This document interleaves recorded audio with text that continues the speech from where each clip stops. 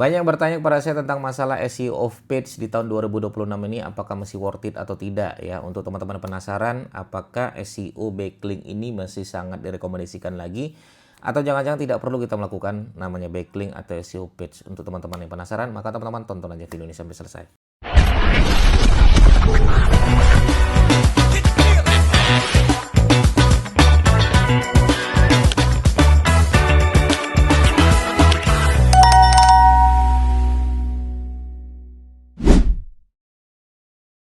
Ya, baik teman-teman sekalian, kalau kita berbicara tentang masalah SEO off page ya, kita akan terangkan dulu ya, SEO off page itu adalah bagaimana kita dapat rekomendasi dari website luar kepada website kita.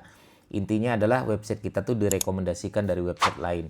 Nah, pertanyaannya adalah apakah masih worth it atau tidak? Apakah masih bagus atau tidak? Ataukah jangan-jangan ya selama ini kita tidak perlu melakukan backlink, kita sudah bisa menang kan begitu. Nah, untuk teman-teman yang penasaran dan bagaimana cara kita melakukan SEO off page, apakah itu masih worth it atau tidak, kita akan bedah seperti ini teman-teman sekalian. Saya akan buatkan logikanya seperti ini ya. Contoh misalnya ya, misalnya ini saya ya, kemudian ya saya direkomendasikan oleh namanya Raffi Ahmad yang sudah terkenal, yang sudah otoritinya besar.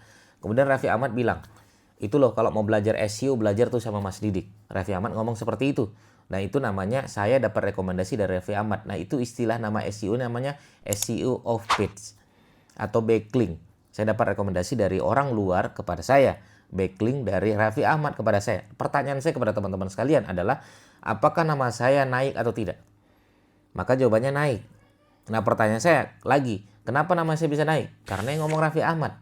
Lah, kenapa kalau yang ngomong Raffi Ahmad nama saya jadi naik? Karena Raffi Ahmad authority-nya sudah besar. Raffi Ahmad secara lalu lintas sudah bagus. Dia sudah terkenal, dia sudah dikenal, authority-nya bagus. Itu penyebab kenapa nama saya naik.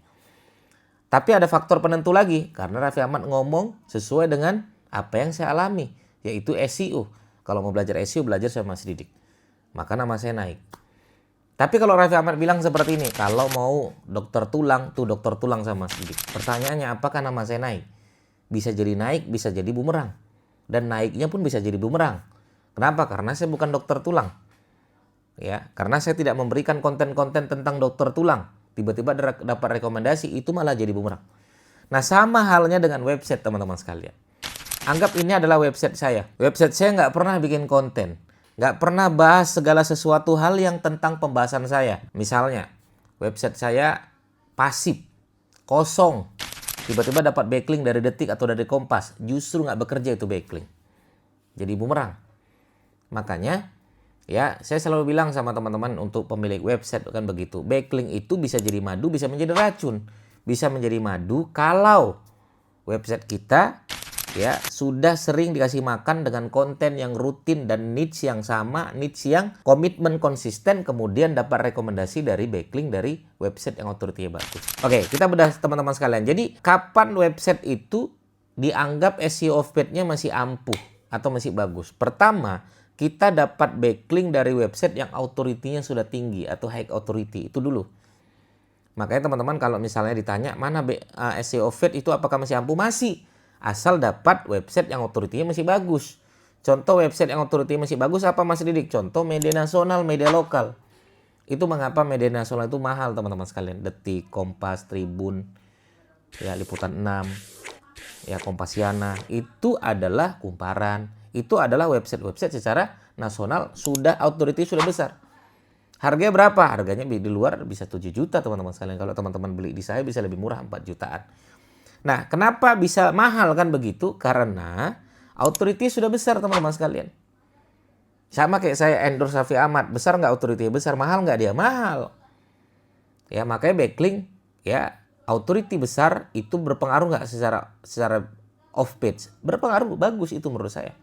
Jadi kalau jadi yang menyebabkan banyak orang mengatakan SEO off page tidak bekerja lagi karena dapat dari backlink yang nggak jelas. Dapat dari backlink spam, dapat dari backlink yang nggak tahu secara authority-nya bagus atau tidak. Cara struktur nggak jelas. Nah itu dulu, itu yang pertama. Yang kedua adalah off page itu akan ampuh kalau backlink-nya adalah backlink kontekstual. Backlink kontekstual itu apa Mas Didik? Backlink kontekstual itu backlink berbentuk artikel. Ya. Nah itu kalau kita ngomongin masalah backlink ya. Makanya masalah backlink ini pro dan kontra. Orang boleh ya, saya juga termasuk orang yang nggak terlalu memperdulikan backlink.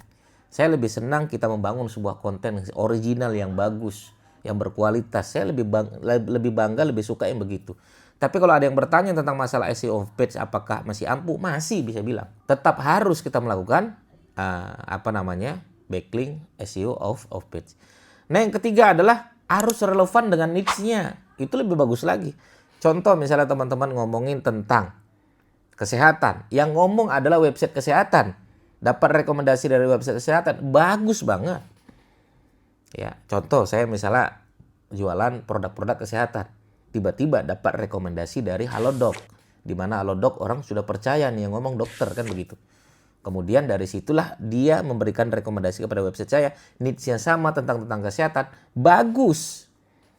Itu bagus. Oke, nah itu teman-teman sekalian ya. Jadi kalau misalnya SEO feed itu apakah masih ampuh? Masih teman-teman sekalian. Apalagi kalau teman-teman bekerja sama dengan para publikasi, influencer, blogger, website niche yang berbasis tentang website. Kemudian mereka memberikan rame-rame dan rekomendasi.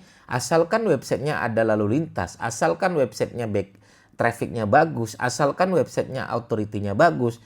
Itu ampuh teman-teman sekalian untuk menaikkan ranking website kita. Makanya sekarang backlink itu susah kalau kita mencari gratis. Semuanya rata-rata berbayar seperti itu.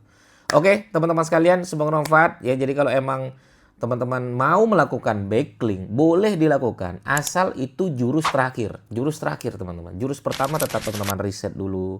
Kemudian teman-teman bangun konten dulu yang baik, yang benar seperti apa. Kemudian teman-teman dari bangun konten tersebut, ya cari lalu lintas traffic yang sehat seperti apa.